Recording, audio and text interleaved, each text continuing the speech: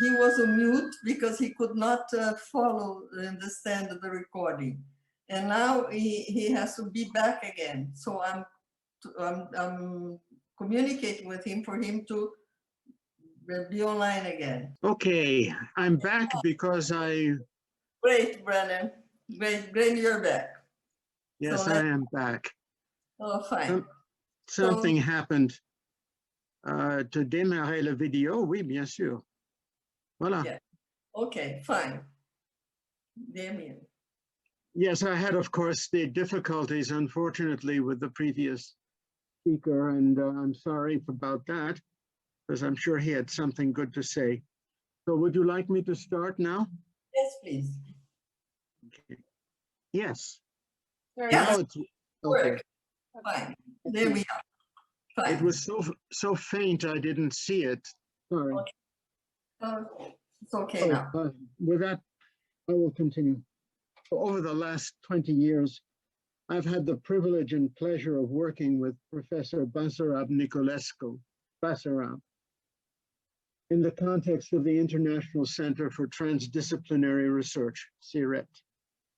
My task has been and still is to make the philosophical logic of Stefan Lupasco and its extensions by Niculescu accessible to English language readers. Over this period, I have benefited from the insights and assistance of Maria de Mello and of Vittoria Barros, who published my first book about the logic of Lupasco in Brazilian Portuguese.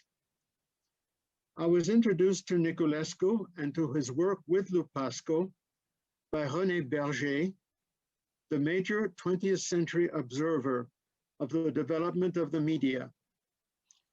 Through Basarab, I also met Michel Camus, who, together with Niculescu, Edgar Morin, Michel Rondon, and other key figures of the French intelligentsia and Lupasco, were founders of CIRET. I can think of no better way to start any discussion of Lupasco's work than to recall the statement made by Morin during his presentation at this Congress. Lupasco est le maître à nous tous. Lupasco is the master of all of us.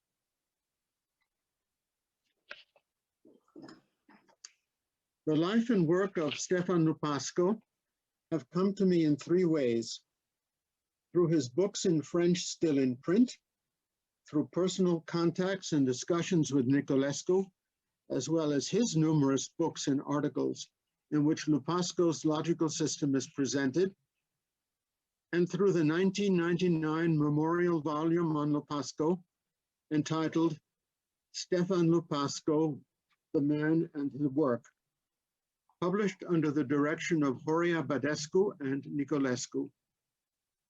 This book provides a fascinating description of Lupasco as a man and a thinker through the reminiscences and anecdotes of his daughter, the attorney Alda Lupasco Massot, and the painter Georges Mathieu, and interviews with and articles by many of his colleagues, friends, and collaborators. It also includes a complete bibliography of publications by and about Lupasco. Another important source is the compendium of articles published in 2010 under the auspices of UNESCO at the confluence of two cultures, Lupasco Today. Niculescu has recalled that Lupasco was deeply affected by the stubborn resistance of the academic community to honest debate and discussion of his new principles and postulates. It was with an understandable bitterness that Lupasco saw in this resistance another example of the operation of his principles. In a small way, I have relived the same experience in the refusal of people to accept the Lupasco system as a logic. The logical philosophy of Stefan Lupasco is grounded in the physical science that was familiar to me as a chemist. It has been the guide to my personal program of study for the last 20-odd years.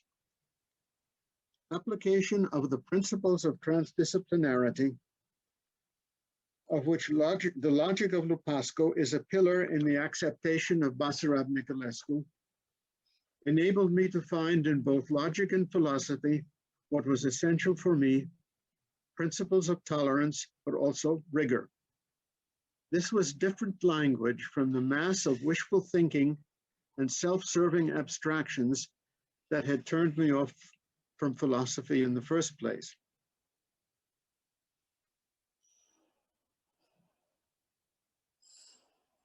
Lupasco's state thesis of 1935 was originally conceived as a study of method, and he wanted to give it the title of Sketch of a New Discourse on Method.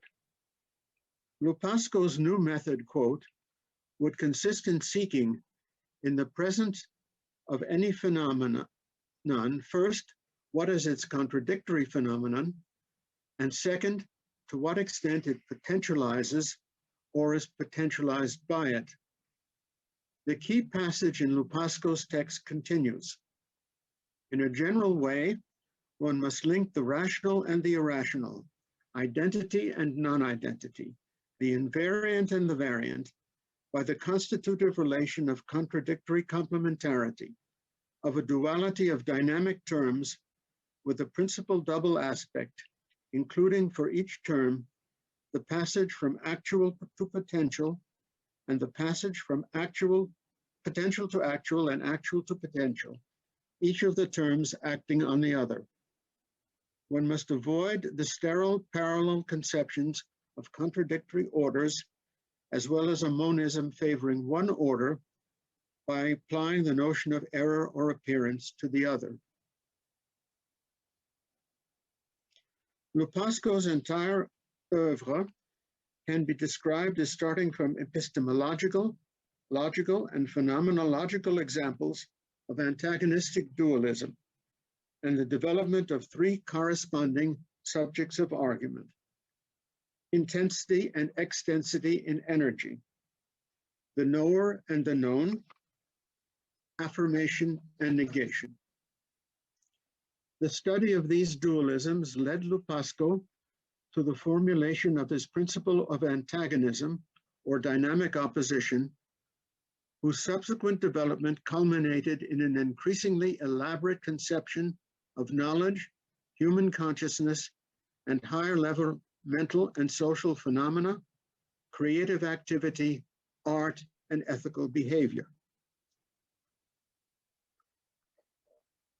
Some of these things are directly related to the work of the first speaker, and I look forward to looking very much more closely than I have about some of the concepts that are related to Lupasco's work in this sense. Of the three major lines of argument, the first and second had their origins in the thesis, and the third appears in detail in Lupasco's Logic and Contradiction of 1947. His logic was formalized in 1951 in the Principle of Antagonism and the Logic of Energy, in which, as Nicolescu has pointed out, the included middle or third, quotes, the keystone of Lupasco's philosophy, appears for the first time. This work is not purely theoretical. Its principles apply to the operation of consciousness and cognitive activities. A unique feature of the Lupasco system is the place it gives to implication as a physical as well as semantic operator. In standard logic, implication is not much more than a statement of logical consequence, the statement that one proposition is the consequence of another. On the other hand, the role of implication was came out very well in the first speaker. In the Lupasco logic, it is real things and processes that have meaning and apply one another's existence and changes. Implication is causally efficient. The functional role of implication comes out clearly in Lupasco's theory of systems, proposed in a 1962 work, Energy and Living Matter. It is devoted to the application of the Lupasco logic in essentially all areas of biology and demonstrates its explanatory power. In a theoretical appendix with the indicated title, Lupasco sets forth the axioms underlying all of his work, starting from its most fundamental principles. As I have shown elsewhere, Lupasco's concept of systems and those of his contemporary, Ludwig von Bertalanffy, the pioneer of systems thought, are entirely compatible. Lupasco's subsequent key publications describe the application of his axiom and logic to neuropsychical or psychological matter, l'énergie et la matière psychique. This too should be reread in the light of, and I will reread it at least, in the light of the first speaker's presentation, Dr. Porges.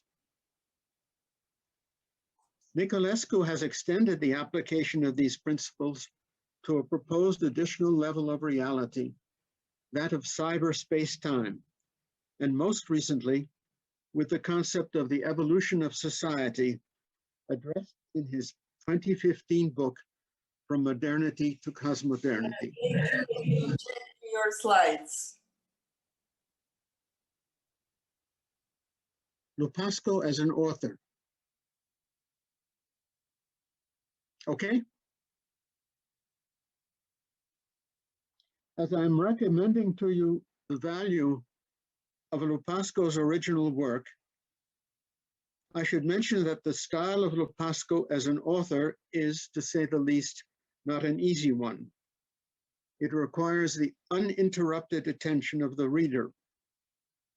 It is not infrequent to find sentences of almost a page in length containing multiply nested clauses. His writing is extremely dense with only occasional illustrative examples. In his Psychic Universe, published when Lupasco was 79, one does not see references to current work in psychiatry, for example, to the anti-psychiatry of Lang and Bateson, close in spirit to Lupasco. Lupasco's 15 books include similar passages, but all have a different emphasis.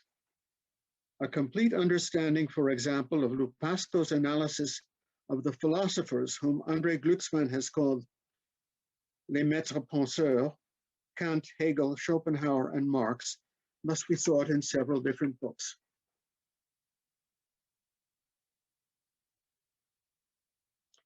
In his introduction to Lupasco's The Principle of Antagonism and the Logic of Energy, Niculescu points out that once the reader gets beyond the relatively few mathematical formulas in this book, Lupasco's language and method are perfectly accessible. It exemplifies in a self-referential manner the ternary aspects of actualization, potentialization, and the included middle, which gives it the charm and privilege of incantations that are at the same time scientific, philosophical, and poetic. The functional link of all the terms in Lupasco's arguments is, again, implication. One stage in my own understanding of Lupasco was to reject him. That is, not his basic principle of dynamic opposition, but his own rejection of it in relation to affect or affectivity. I was not alone in this. Benjamin Fondan, the contemporary of Lupasco, who died tragically at Auschwitz, has left us a devastating critique of Lupasco's concept of the withering away of affect in the world. I mention this aspect for completeness. Idolization of Lupasco serves no ethical or scientific purpose. As one example of an application of the Lupasco approach, which I hope might enter into experiential practice, I take the new field of intelligence science. It has recently received attention thanks to the efforts of a group of Chinese leaders in artificial intelligence. However, in neither of these two fields does one find a satisfactory concept of what human intelligence might be.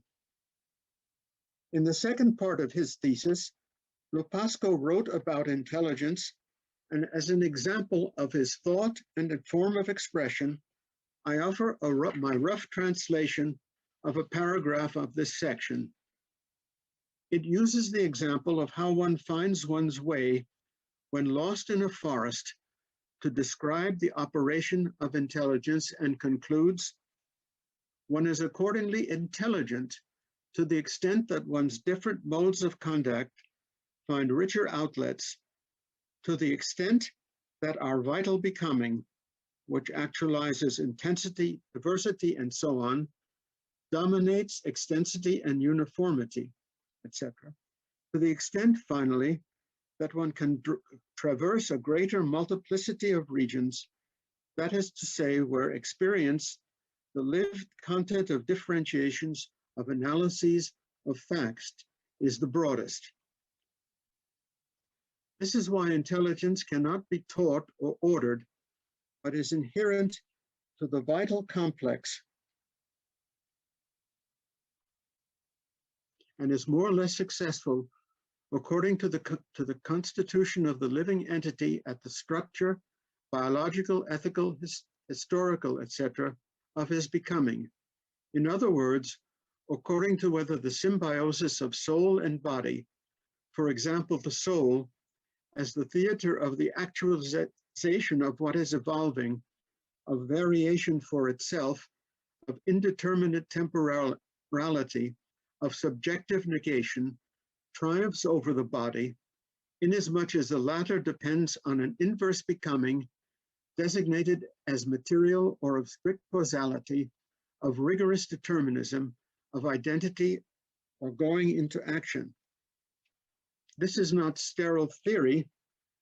I believe that it again can be related to Dr. Porges's approach. I am someone who is aware of the existence of transcendence as a concept which is central to the belief system of a large number, perhaps the majority of human beings. I personally am quite content with the immanent, what lies at the heart of things. Lupasco seized the dialectic relation between immanence and transcendence, each partly constituted by, as well as implying the other. My position is perhaps best expressed in the view of the 20th century philosopher Emmanuel Levinas. Transcendence is Levinas' word for the spontaneity of responsibility for another person.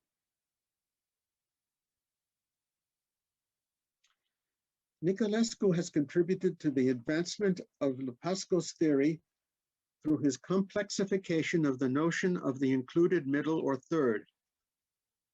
He differentiates between a logical included middle, an ontological included middle, applicable to the constructed epistemic entities of the transdisciplinary subject and object, and a hidden included middle at the heart of reality and change. In the Niculescu view, Lupaskian T-states and a corresponding non-Boolean logic are necessary and sufficient preconditions for the existence of the transdisciplinary domains of major interest to us. As Niculescu correctly states, the principle of dynamic opposition is not and should not be described as a thermodynamic principle. The thermodynamics of energy underlies all phenomena in opposition, but it does not characterize all of them.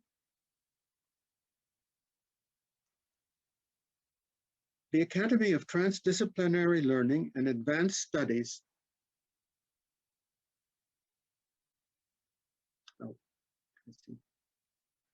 the charts do not follow because I did not correct them on the PowerPoint. So I'm sorry about that. I will now either go back to my other version or continue on this without the charts.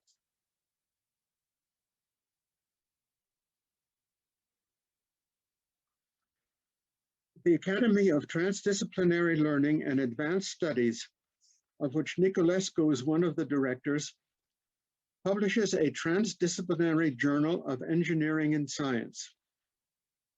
As I discussed in a 2015 paper in this journal, in our different approaches to Niculescu's concept of the hidden included third, Niculescu looks upward toward the transcendental aspects of existence.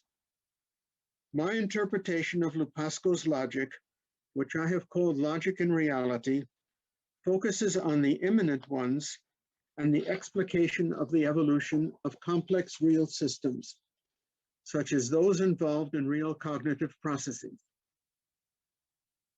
In quantum mechanics, the concept of hidden variables was proposed by David Bohm to account for indeterminacy in quantum phenomena, but I do not consider it essential.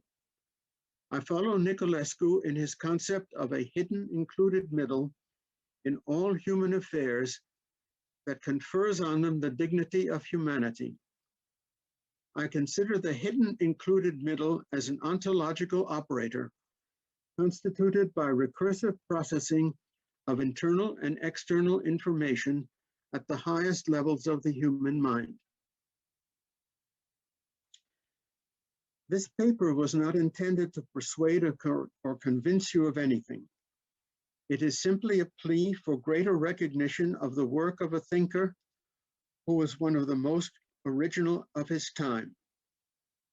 As I will discuss in my keynote presentation in April during the C-Trans week, the examples of the operation of Lupasco's principle of dynamic opposition can be found in all standard scientific and philosophical disciplines. The picture of reality and change that develops, a constant operation of a Lupaskian give and take, is for me a comforting one. It enables me to feel, as in the title of the poetic book by Stuart Kauffman, more at home in the universe.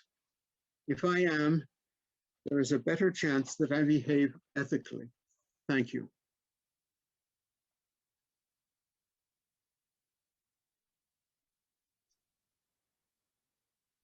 Thank you, Joseph. If you could close your screen share. I'm very pleased to see that you were able to include some of Dr. Porges's science with Lupasco, and that there are, in your mind as well as mine, these overlapping, weaving connections to biological principles and Lupasco's logic. I would now like to invite Edward Stack, who has prepared some response and questions. I think, Joseph, you and Edward have had already some correspondence, so here I bring you together. Thank you, Edward. Okay. Good evening, everybody. Thank you. It's night in Paris. As the invited respondent to Joseph Brenner presentation, The Force of Transdisciplinarity Implication, I will express myself with my own limitation. I'm not a scientist, I'm a pragmatic practitioner with a transdisciplinary practice in ethnomedicine, physiotherapy, psychotherapy, management consulting and coaching, which includes intercultural experience. I've been training people and teams towards a collective performance dynamic in more than 30 countries, both Europe, North America, Asia, Middle East, and I have promoted humanistic psychology and transpersonal psychology, CAT. I'd like to comment on the spirit of big opposition Dr. Brenner presentation.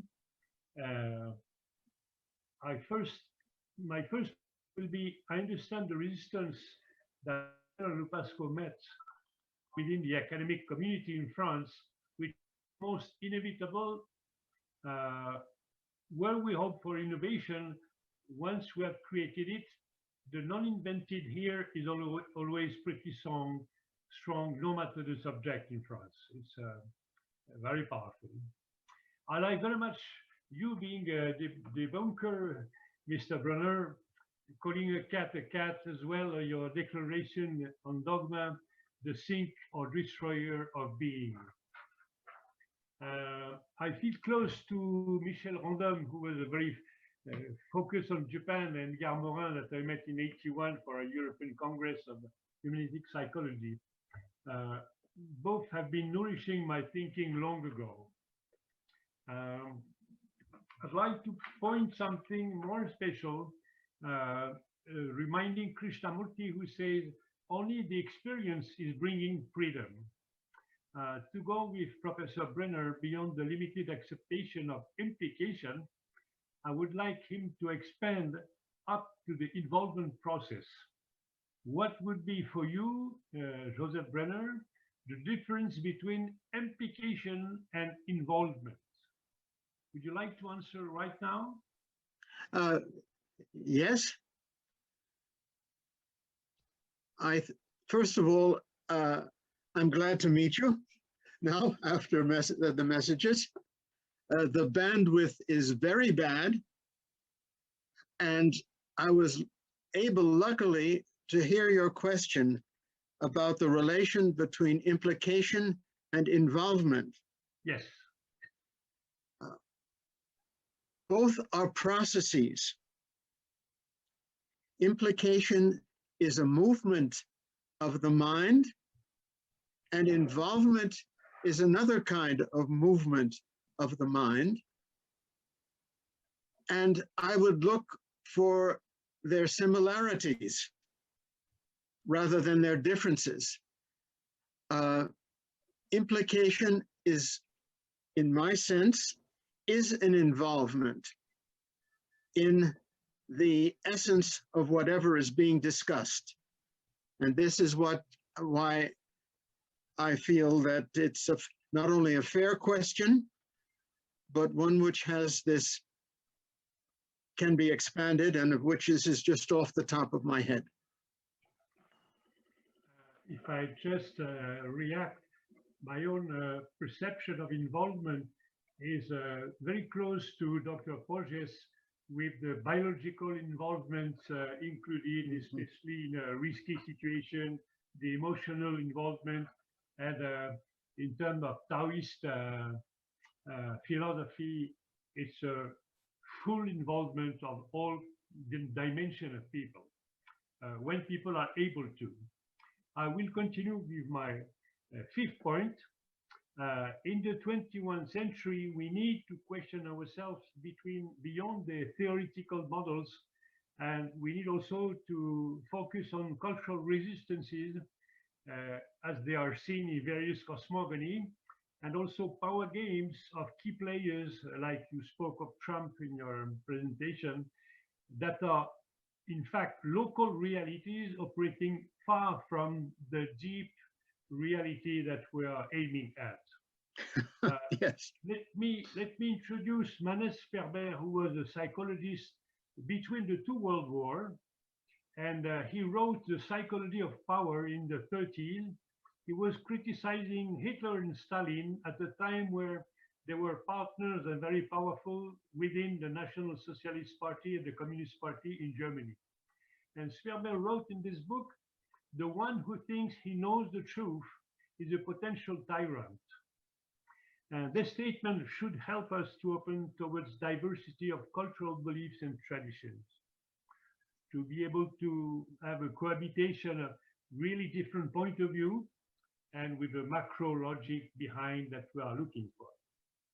My sixth, yes, please. Oh, please. Can I comment on this? We'd be very pleased to. Yes.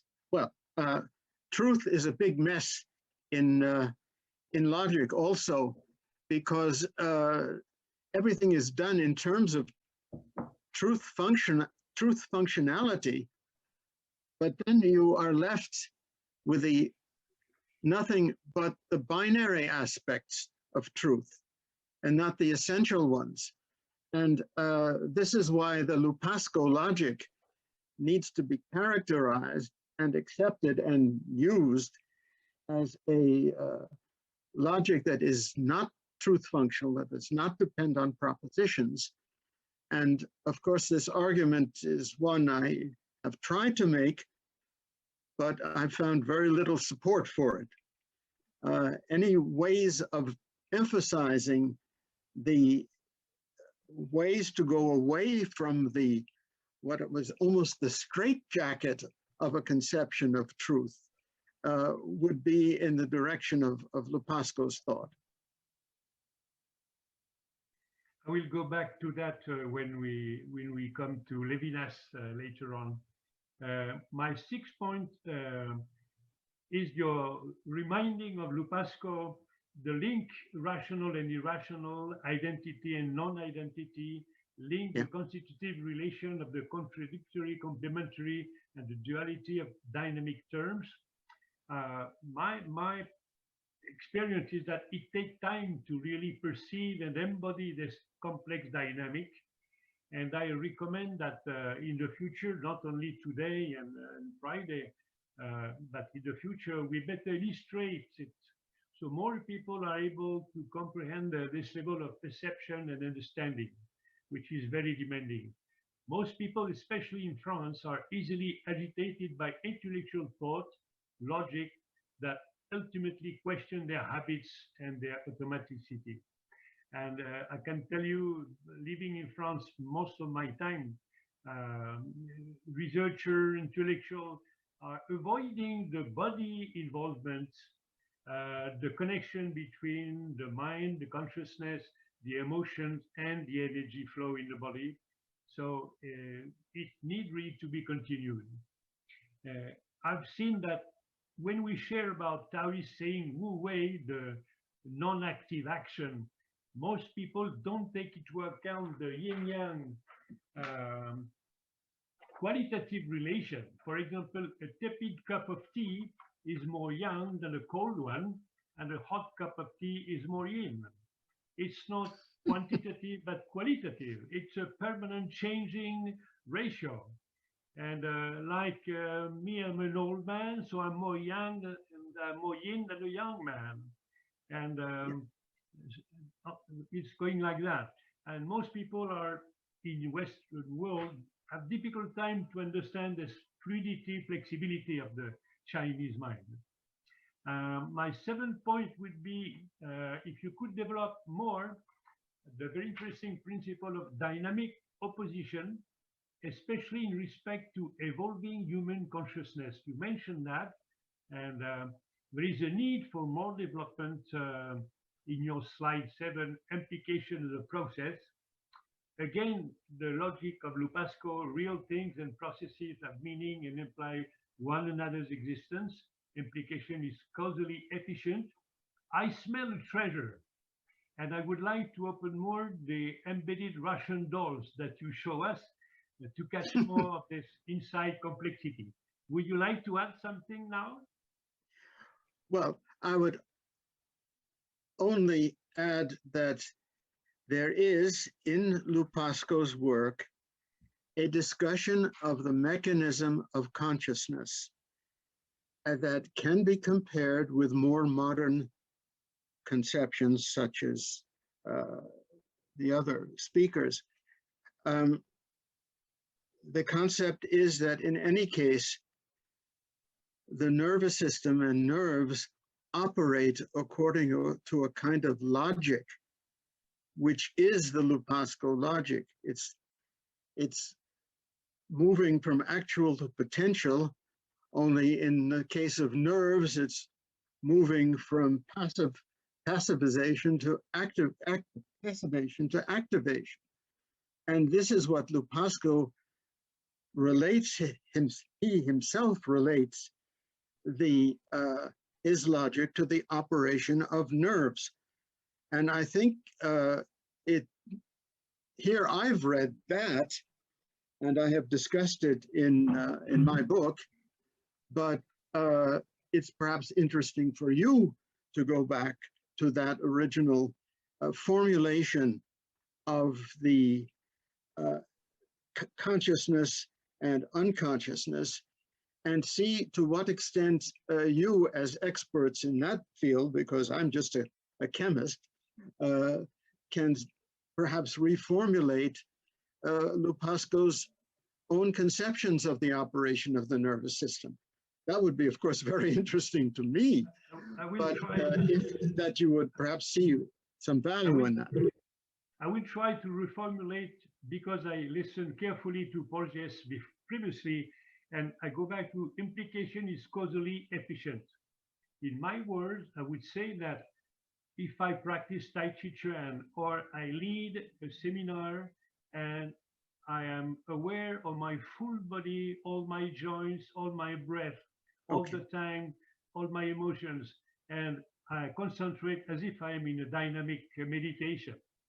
And it creates an energy field.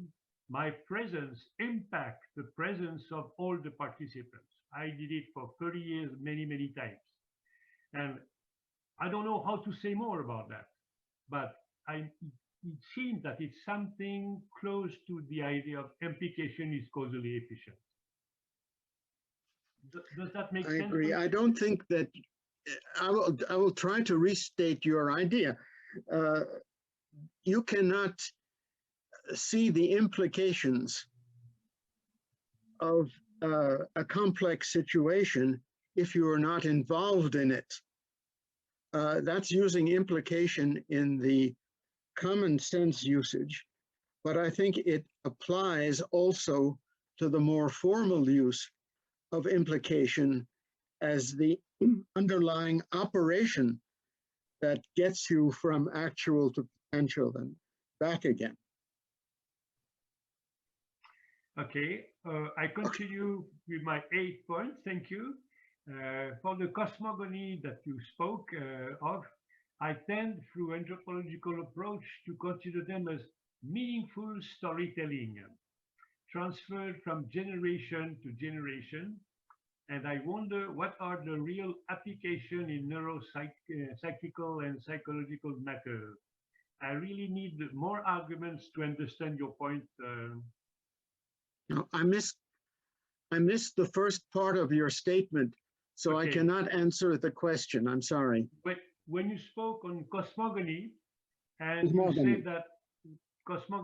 you said that there are real applications in neuropsychical and psychological matters, I don't get the point precisely. I'm sorry, I didn't refer to that today. Okay. I read your article, so that I took it from your article, but it's not very important. We can discuss this separately. Yes. I would like to.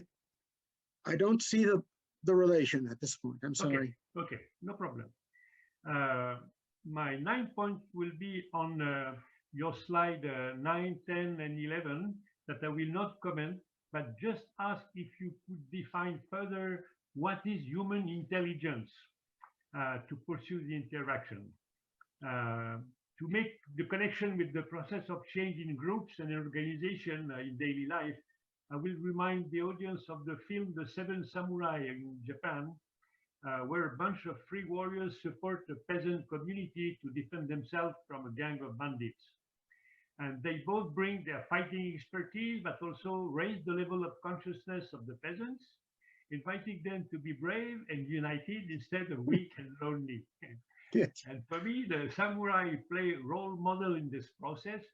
It seems to me a good example of shared, collective, interactive intelligence. I agree. That's clear. It has been part of my job. That's an easy one. So what would you define as human intelligence in terms of a broader perspective?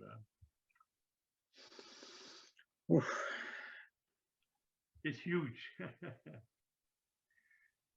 Yes.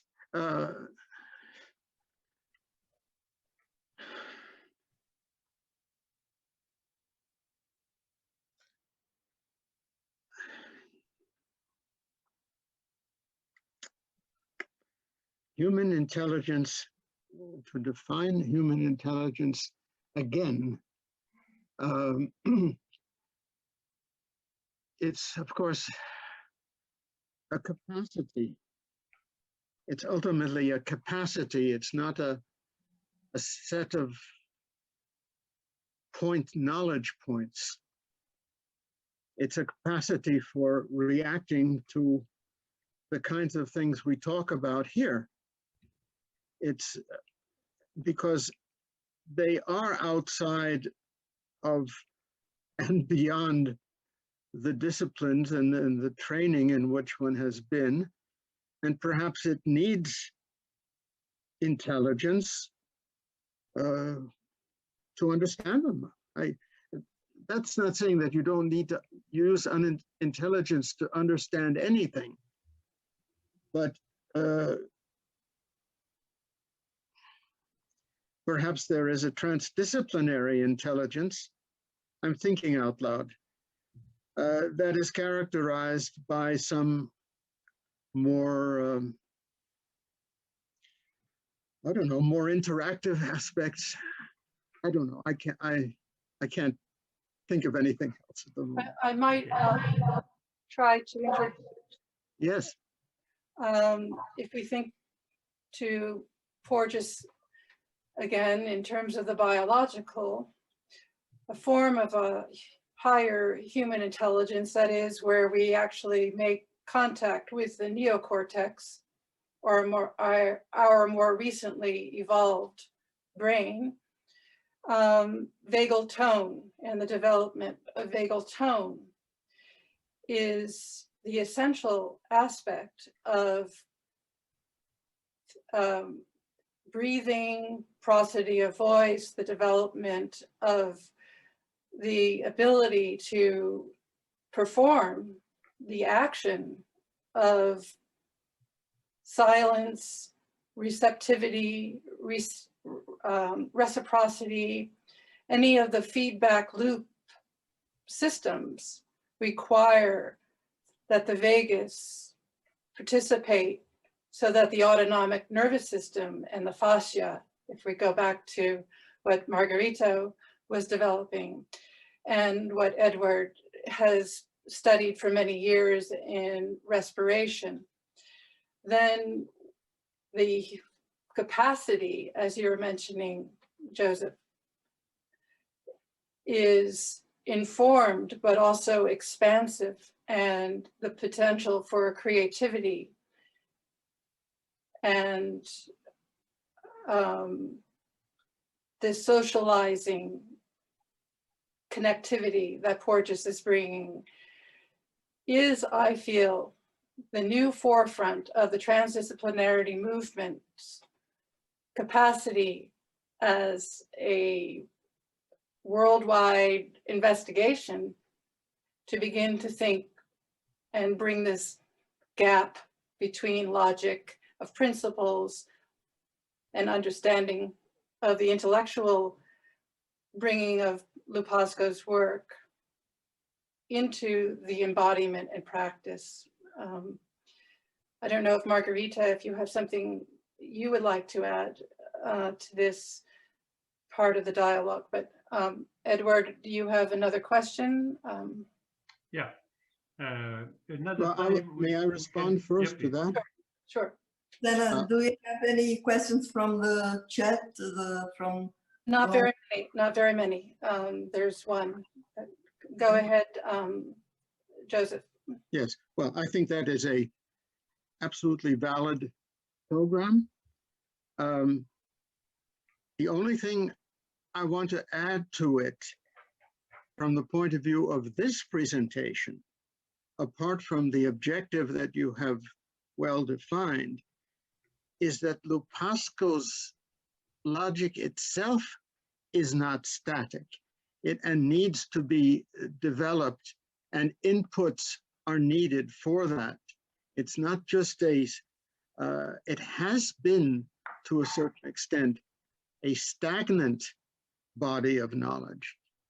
And let's certainly use as much as he has already, but A, go back to it, for example, to his discussion of the operation of the nervous system, and then, of course, add to it with new knowledge. So what I really hope for, one of the things I hope for out of this Congress is a recognition of the obligation, so to speak, to add to Lupasco for exactly the reasons that he is useful in achieving your goals. It's absolutely critical, and this is why I would never have gone forward with an experiential embodied program without Lupasco. His work is absolutely essential.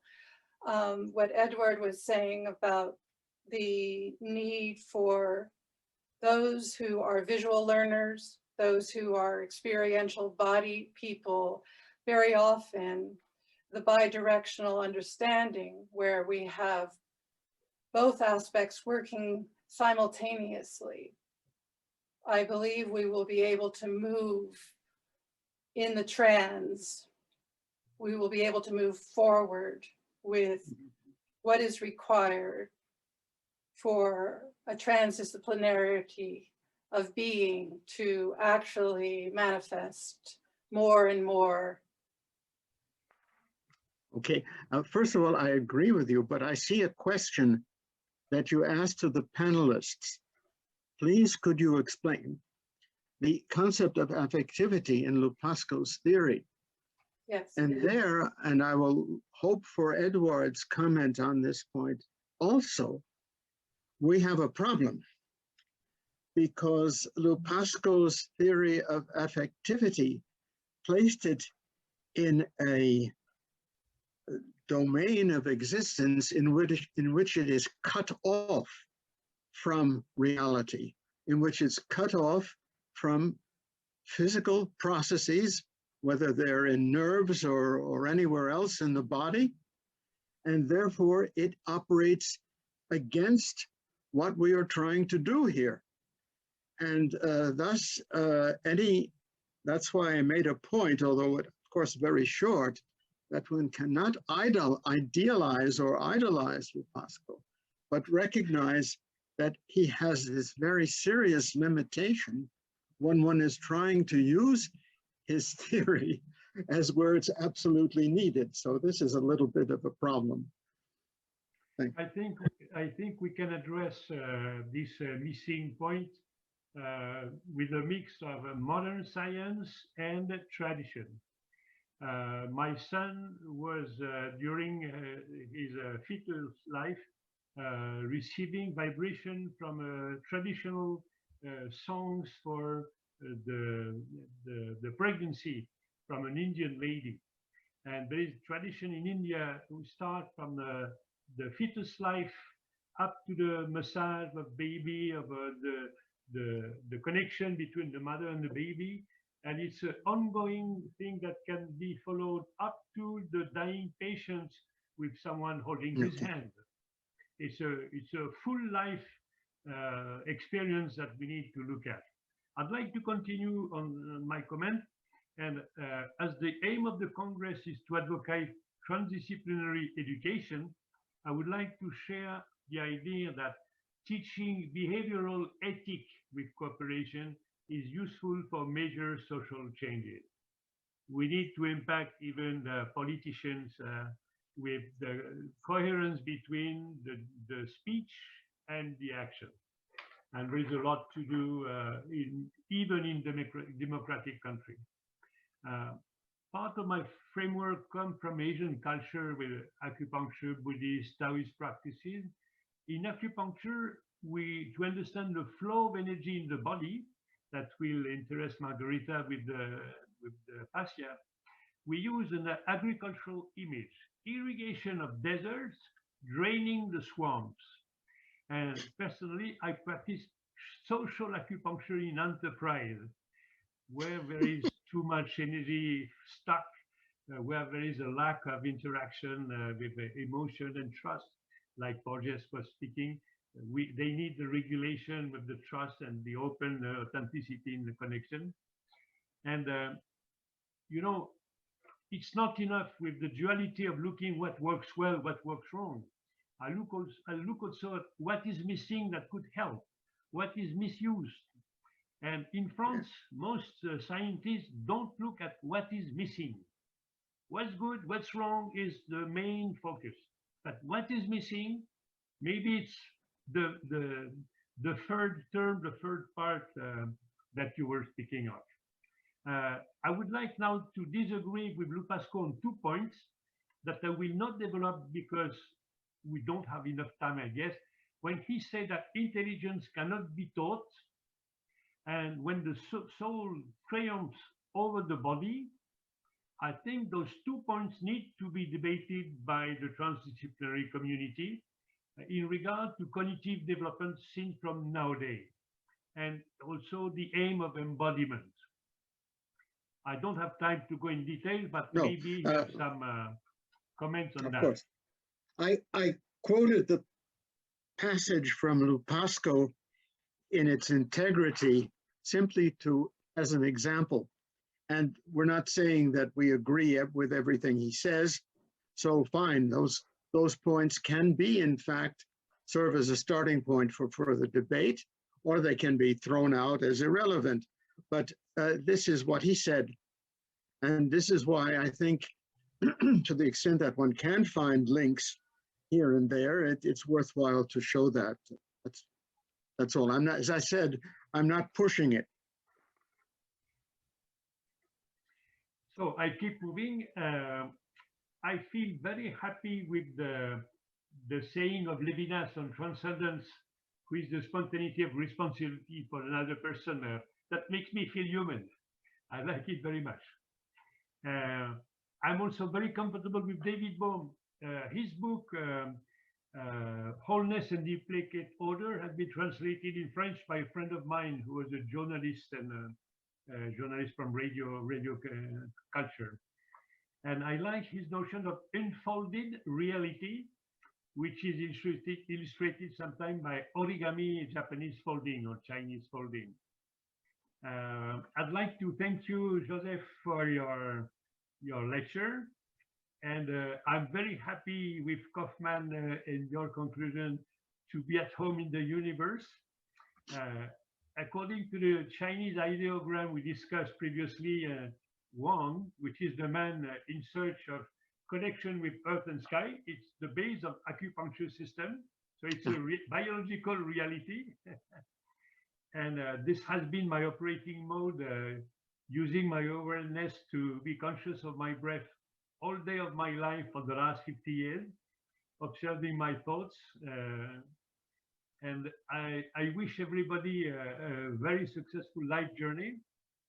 And I would like to challenge the TLD community as a whole to continue unveiling what are the principles as well as the process one must engage toward embodied being.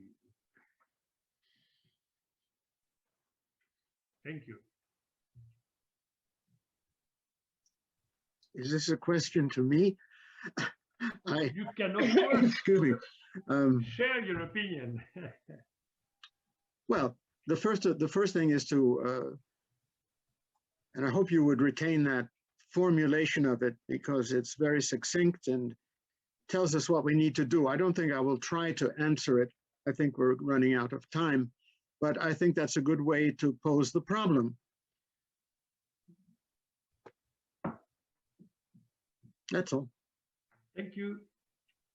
Okay. So I only have seen 1 or 2 questions in the chat, one of which Joseph has already answered. And we are now, I think, close to the end of our morning hour, evening hours. I invite all of you to return on Friday to hear Jennifer Gidley on the future of education, and Harold Terry Lindahl, who was speaking about humanology, and Stephen Porges will return for a conversation directly with Harold Terry Lindahl on the science of being. Okay. Maria? Mhm. Yeah. Well, in the name of Juliette Aydar, I would like to close the session. But before that, I think I can express some of her thoughts, saying that, of course, I will need a lot of time to digest what was brought today by Dr. Porges and Dr. Brenner. And of course, whatever they brought can be discussed in future sessions we'll have. And also the interaction between the members of the panel is in itself a most enriching exchange, which will happen not only that occurred not only here, but these personal contacts will be made as follows.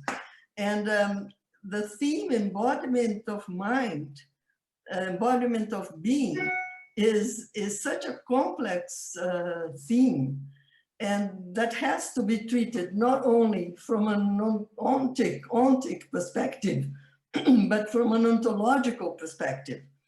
And this poses a great challenge for us trying to understand and enlarge our knowledge of what transdisciplinarity is.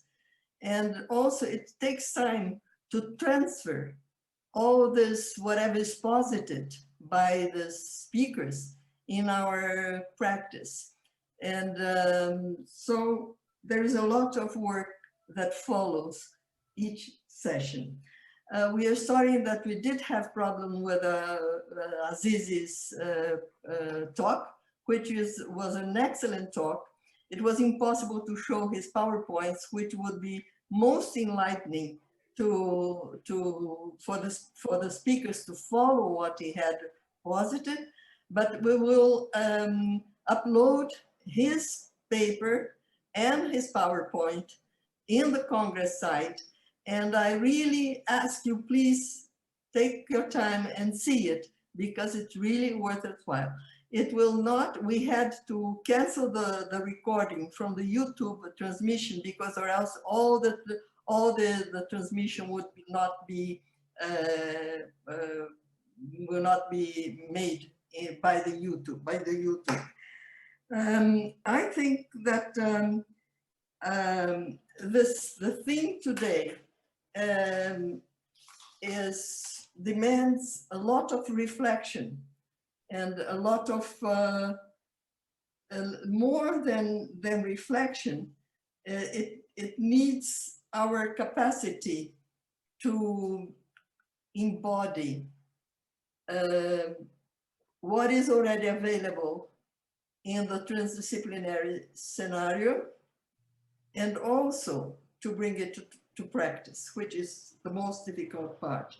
So, as you said, Stark, about principles and processes for embodiment, this is a big task that is there open for all of us to research, reflect, and share and implement. Thank you very much, and see you on Friday. Thank you. Thank you, everyone.